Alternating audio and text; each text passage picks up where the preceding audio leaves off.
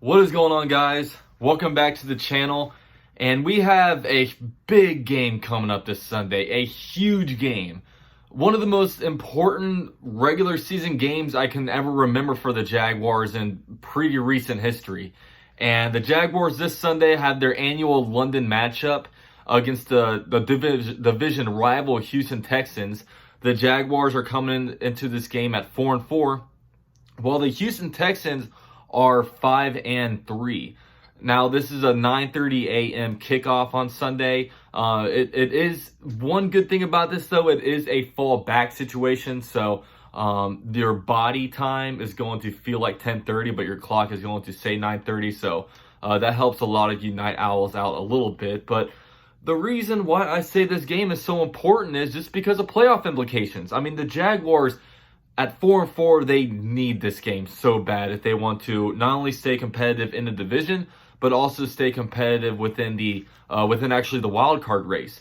The winner of this game will automatically be in the sixth seed of the playoffs. So they'd be, that second wild card team. The Texans, if they lose, are going to be 5-4. The Jaguars, if they win, are going to be 5-4. But due to the division record, that would make the Jaguars 2-1 on the division, while the Houston Texans would be 1-2. So that is why this game is so big, and it's also just big for the Jaguars because if they lose this, they're 4-5, they're 1-2 in the division, and then we're going to have a lot of work to do going forward. So the Jaguars need to win this game. They play pretty well in London. They have a 3-3 record in London. I mean, it's not a great record, but the Jaguars have had some really bad teams in the past, and even during some of the bad years, the Jaguars have found ways to win this game. So obviously, it's a pretty good record over there. And I think this might be the Houston Texans' first time actually in London. So obviously, the Jaguars, they know the deal. They know the routine. I heard Avery Jones, who's been on the Jaguars since 2013, say today, he's like, yeah, I'm almost getting kind of tired of the trip. I mean, this will be his, seventh trip out there? Yeah, it'll be the seventh trip. So, the Jaguars are very well, this is the seventh trip. So the Jaguars are very well used to this game. Now, when you look at the Houston Texans, they are a team, they're a really scrappy team. They're a team that a lot of times plays ugly games. They play a lot of really close matchups. Every game besides their blowout win against the 1-7 Atlanta Falcons, all games have been decided by 8 or less points. But they're a team that's scrappy, but at the end of the day, they're a team that knows how to win games. You know what I mean? A lot of these teams, good teams figure out ways to win. And that's what they do. You know what I mean? They play these close games, but at the end of the day, they find out a way to win behind quarterback Deshaun Watson and head coach Bill O'Brien. So the Jaguars, this is actually our second matchup against the Texans. The Jaguars will be done with the Texans twice before ever even facing off against the Indianapolis Colts. It's funny how that works. The Jaguars, last time we faced them was week 2 during Minshew's first start. The final score was the Jaguars lost 13-12. It was the infamous game where the Jaguars rallied off 9 points in the fourth quarter, and behind Gardner Minshew, they decided to take a 2-point conversion, and they ran the ball with Leonard Fournette as opposed to playing with a hot hand of Gardner Minshew, kind of delaying the whole Minshew mania a whole week. Now, this game was a little bit tricky just because with it being Gardner Minshew's first game as a starter, they didn't open up the playbook for him. I mean, it reminded me, and after the game, I was like, we need to fire Doug Marrone because I've seen the Jaguars just play so timid so many times. I've seen our team under, Nathaniel Hackett and Blake Bortles limit the playbook. I've seen us under Scott Milanovic, Cody Kessler limit the playbook. And then I saw John DeFilippo and Gardner Minshew limit the playbook. And I was like, look, Doug Marrone is the common denominator of it all. But he has been through all the crazy stuff that's happened with losing our starting quarterback, Nick Foles, with with the whole Jalen Ramsey drama and whatnot. I mean, he's been put in a rough situation, and, we're 4-4 right now, so he's been doing a pretty admirable job once you look back at it, and, a lot of the rookies are kind of showing out. So this game, I mean, I would expect a much more open playbook just because, Gardner Minshew only throwing 2 interceptions, like he's proven that he can handle a whole entire playbook. So the Jaguars play call will be, I would expect a lot more aggressive this game. Now, the Houston Texans are extremely banged up. They're extremely banged up. Obviously, J.J. Watt just got put on the season-ending IR, so we won't be seeing him until 2020. Some other guys that did not make the trip out to London is former Jaguars safety Tashawn Gibson. You've got their rookie cornerback Lonnie Johnson, former teammate of Josh Allen. You've also got offensive lineman Corey Manx. You also have wide receiver Nick Fuller, who can never seem to stay healthy, and quarterback Bradley Roby. So, very injured, especially in the defensive back group. They're missing 3 defensive backs, so that's it's not ideal for the Texans, pretty ideal for the Jaguars. And, on the Jaguars injury front, it's actually a pretty clean injury sheet. Some of our linebackers are getting more healthy. Guys like Leon Jacobs and Quincy Williams are kind of limited on a practice basis, or actually they did not practice most recently. And also DJ Hayden is on the injury report. DJ Hayden, it's going to be big to have him, our nickel cornerback. He's been just really battling through a lot of injuries. The guy is tough as nails, and I really respect the way he's been kind of putting the team first and playing through injury. And, he's a big part of our team, and really the bye week is going to come at a good time for him. So hopefully he can really suit up this game. Now, with the Jaguars this game, some strategies that I feel like we will need to take to win this game is, last game against the Jets, it just seemed like they were trying way too hard to get the run game going. They kept running on first down. They weren't really getting much. Like I said, I mean, Leonard Fournette last game had 76 rushing yards. Looks pretty good, right?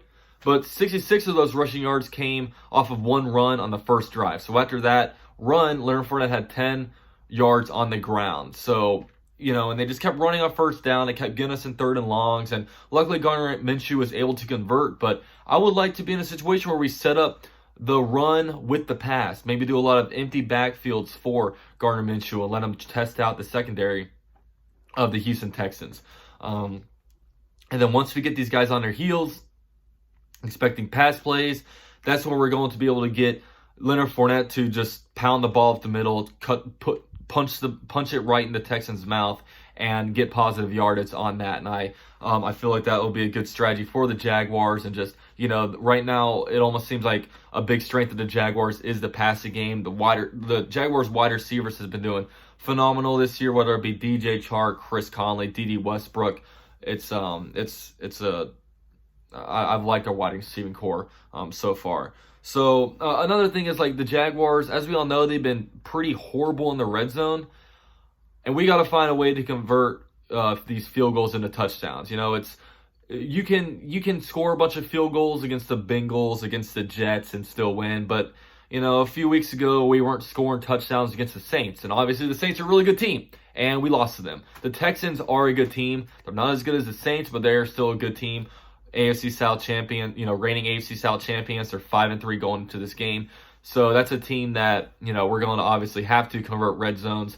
We're trying to run the ball a lot in the red zone. I would try a lot of bubble screens, given that, throw some bubble screens to D.D. Westbrook, let some of our wide receivers block for him, and just, air it out a little bit in that way. Maybe, try something different as opposed to just, running it out of shotgun. So, that's one big thing that I would want to do. Maybe even some back shoulder fades. Gardner Minshew, that's one of his best plays. So try to get DJ Chark or something like that in a favorable position to do that in a good matchup, or maybe even Josh Oliver, who's now going into his 3rd game. So I would hope to, get some production out of him now that he's getting his feet wet in the NFL. So maybe he can become a good red zone target for us. So, and that's a big thing. And it's contained Deshaun Watson.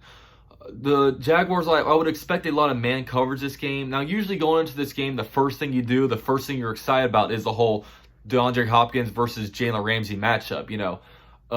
Top 3, top 4 wide receiver in the NFL versus a top 3, top 4 cornerback in the NFL. And usually Jalen Ramsey would shadow DeAndre Hopkins wherever he goes. Now, I don't know what to. I would expect the Jaguars to be running a lot of zone, just based on a couple things, based on just that's what we usually do, and the fact that you got to contain Deshaun Watson. Once you play man against a running quarterback, they're able to just run it so easy. They can just do, flies on the play, and then all of a sudden all the linebackers, all the cornerbacks are out of the box, then you're able to run for 15, 20 yards. So we got to, the edge rushers is going to be important for them to bring pressure along the edges, force them to step up in the pocket into the laps of guys like Taven Bryan, DeJuan Smoot, Calais Campbell, guys like that. So, hopefully it's a good day for Yannick Ngakoue, Josh Allen, and all that business. So this game right now, we might have to reminisce a little bit because this is the last game where Nick Foles will be on the IR. He is going to be set to come back on the active roster after the bye week against the Colts. So this could be the last we see out of Gardner Minshew until 2020. Now, Gardner Minshew for the Jaguars was 4-3 as a starter going into this game. So at the very least, worst case scenario, the Jaguars lose this game and he's 4-4 as a starter before Nick Foles comes back in. Gardner Minshew saved the Jaguars season. Gardner Minshew with his stellar play, with all the Rookie of the Week honors, with just the way he's handled the ball. Now, granted, he hasn't been very good at, holding on to the ball in the pocket when it comes to a bunch of his fumbles, but he's only thrown like 2 picks. He has like 12 to 13 touchdowns. Just what the kind of production we've received out of a 6th round rookie is phenomenal. You could not have asked anything more out of Gardner Minshew. Minshew Mania was a whole lot of fun.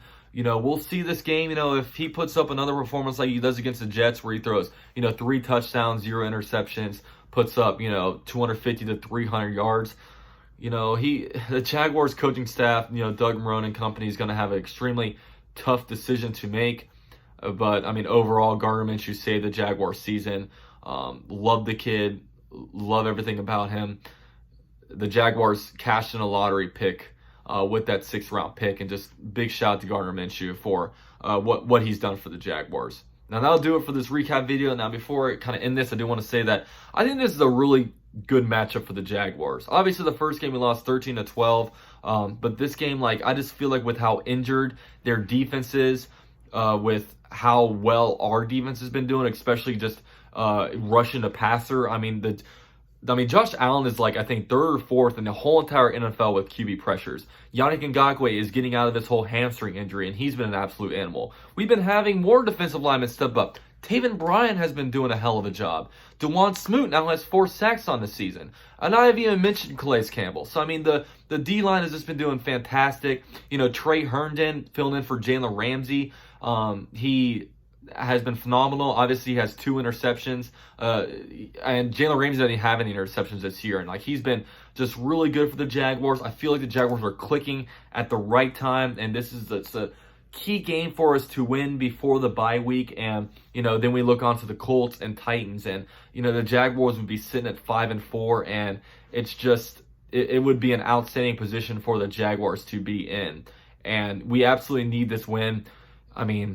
During this next 3-game stretch, we have the Texans, Colts, Titans, and then we don't play another division game until week 17. So, Jaguars, we need to go 3-0, but we can't go any less than 2-1. If we're 1-2, it's not going to be good, especially when the tiebreaker scenarios come in, and tiebreakers are determined by division record. We can't be dropping these games. These are must-win games for a team that's sitting at 500. So, but like I said, man, I think it's a favorable matchup. They're injured. I mentioned how our D-line is doing well, but also, they're very injured at the secondary position. J.J. Watt is now on the IR. Obviously, they haven't had Klein the whole entire year, but God, we should be able to beat these guys, especially with the London advantage that we have. So I'm rambling. This video is going on for a little over 14 minutes. I thank you guys all so much for watching. If you guys enjoyed it, please drop a like. I will be live streaming this game this Sunday, so definitely come over and enjoy the game with me. And with that said, Duval till I die. Go Jaguars. I'm out.